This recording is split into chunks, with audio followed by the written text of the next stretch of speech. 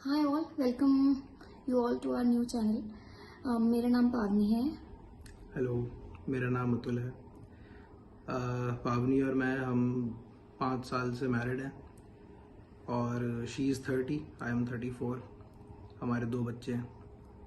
ये हमने चैनल बनाने की इसलिए सोची क्योंकि हम आजकल बहुत ज़्यादा कंसर्न्स सुन रहे हैं। Those who are in 20s, those who are in 30s, इन चीज़ों को लेकर के कि शादी करनी चाहिए नहीं करनी चाहिए। और कहीं ना कहीं हमें लगा कि हम अपना पर्सपेक्टिव शेयर करें। हम लोगों को 5 साल हो गए हैं, हम बच्चे पाल रहे हैं, तो हमें लगा कि ये शायद ज़रूरी है कि हम कुछ अगर डाउट्स हैं, कुछ क्वेश्चंस हैं, उनको हम क्लियर करने के अपनी तरफ से एक छोटा सा अटेम्प्ट करें।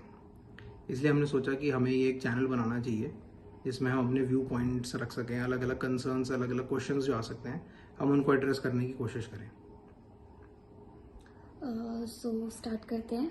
I hope you guys like it, और अगर आप लोग को अच्छा लगे please do like, share and subscribe with all your fellow people, like जो कि अभी 20s 30s में हैं। आई थिंक उनके लिए बहुत ज़्यादा रेलिवेंट होगा content. So let's start. So first question ये है जो कि मतलब जनरली लोग पूछते हैं कि do you believe in marriage, do you believe in the institution of marriage? तो मतलब how would you answer that? Look, I believe in institution of marriage. और आप ये देखिए कि एक ऐसा इंस्टीट्यूशन है जो हज़ारों सालों से चलता आ रहा है, not just in India but across the globe. और अभी तक it has stood the test of time. तो I definitely believe in institution of marriage. Okay, so why do you think कि शादी करना इम्पोर्टेंट है? Like why it was started and now why is it still going? मुझे लगता है शादी के एक दो नहीं, मतलब मल्टीपल बेनिफिट्स हैं। प्राइमरली आई थिंक कंपेनियनशिप आपको मिलती है। और दूसरी चीज़ ये है कि अगर आपने एक नेक्स्ट जनरेशन को आपने लेकर के आना है, then you have some duties towards the next generation. आपके बच्चे होते हैं, आपकी कुछ रिस्पॉन्सिबिलिटीज़ है उनकी तरफ।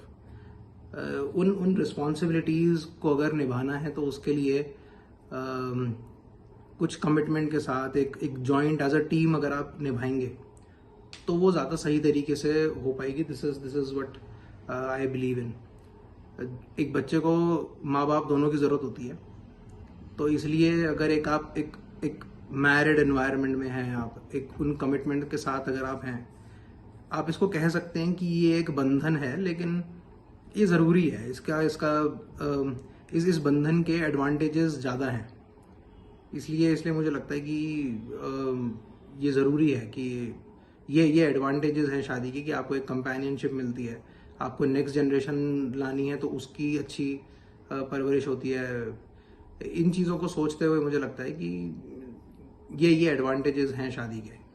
व्हाई डू यू थिंक कि शादी ही इसका एकमात्र हल है? लाइक इसके अलावा और कुछ हो नहीं सकता? Like for companionship, even if you are friends, you can get that companionship. And बच्चे को रेस करना एक्चुअली आजकल क्या है कि नाउ बिकॉज कि आजकल वुमेन भी फाइनेंशियली इंडिपेंडेंट हैं, they can take care of their own kids.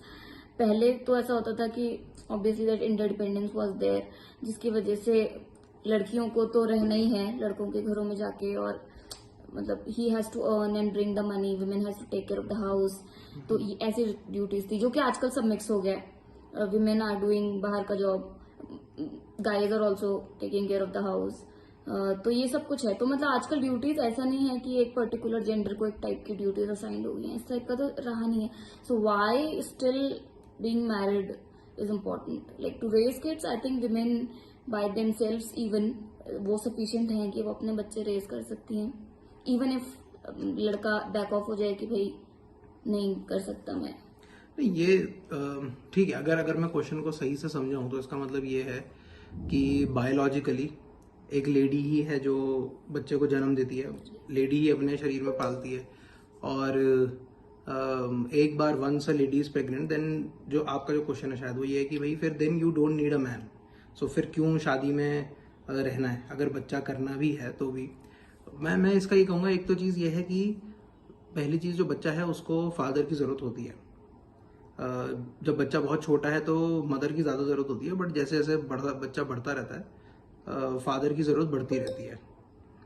दूसरी बात जो आती है कि जो फाइनेंशियल पार्ट जो है, तो उसमें भाई अगर एक सिंगल इंसान को ही सारी ड्यूटीज़ डिलीवर करनी है, अगर आपको घर भी देखना है, अगर आपको बच्चा भी देखना है, अगर आपको फाइनेंसेस भी उठाने हैं, then for a mother it is too much.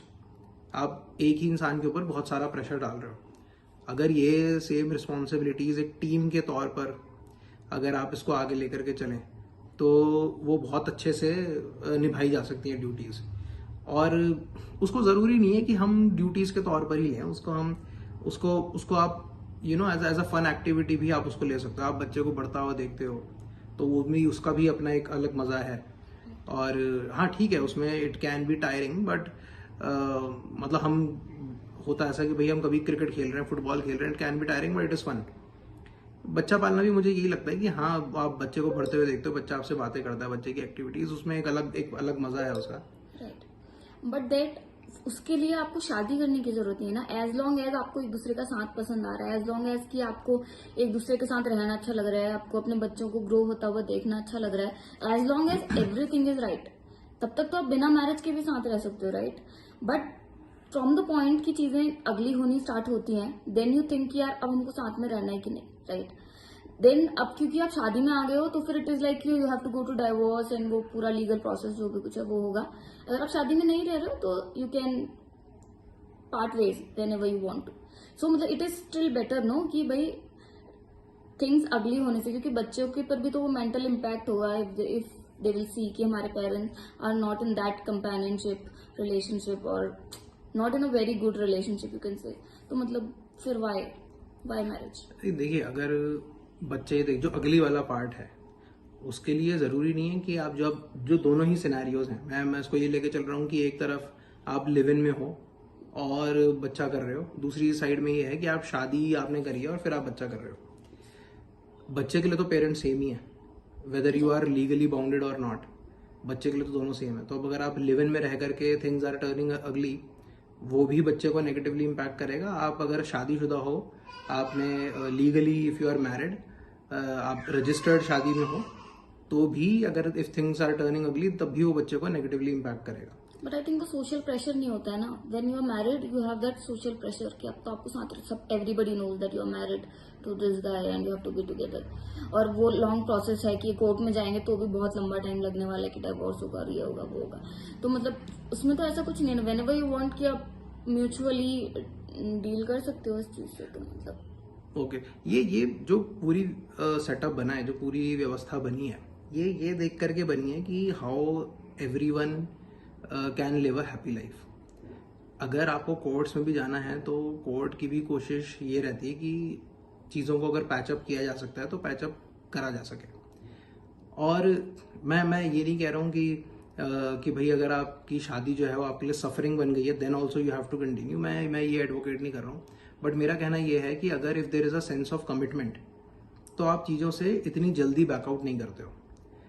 ऐसा तो नहीं होगा कि आप किसी के साथ रह रहे हो और वो हमेशा ही like from day 1 to day last till you are alive, कभी आपके बीच में चैलेंजेस नहीं आएंगे, कभी प्रॉब्लम्स नहीं आएंगी। वो प्रॉब्लम आएंगी, वो चैलेंजेस आएंगे, बट वो ठीक है। वो ज़रूरी नहीं है आपका स्पाउस हो, वो अगर आपके सिबलिंग्स हैं, आपके पेरेंट्स हैं, उनके साथ भी बहुत बार हो सकता है आपके डिफरेंस ऑफ ओपिनियन हो, कभी नोक-झोंक हो जाती है।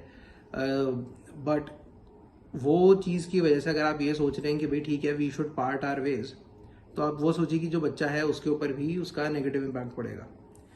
अब जो कमिंग टू दिस पॉइंट कि भाई अगर आपको शादी क्यों करनी है, आप लिव इन में रह के कर सकते हैं। शादी इसलिए है सो दैट जो आपके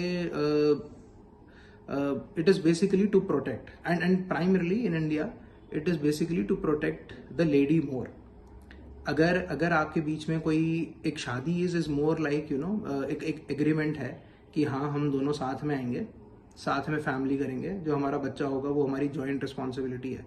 और अगर एक सर्टन पॉइंट ऑफ टाइम पे आपको ऐसा लगता है कि नहीं अभी आगे चल ही नहीं सकता है, it is becoming suffocating, it is becoming toxic, या जो भी कोई चीज़ हो। बहुत बार ऐसा होता है कि हस्बैंड वाइफ दोनों ही अपनी जगह पर ठीक हैं but the compatibility is not there.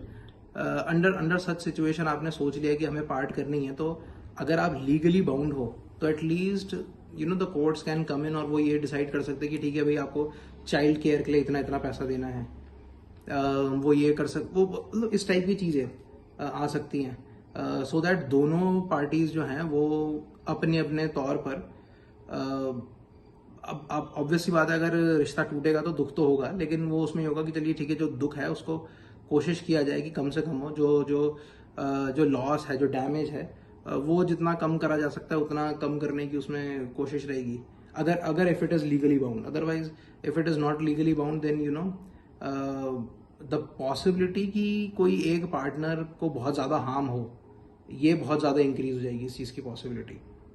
तो इट इज़ बेटर कि आप एक सर्टेन चैनल के थ्रू ही जाओ, बजाय इसके कि आप ये सोचो कि ठीक है भैया, हम लिव इन में रह करके बच्चा करें, तो वो that can be very dangerous. Okay.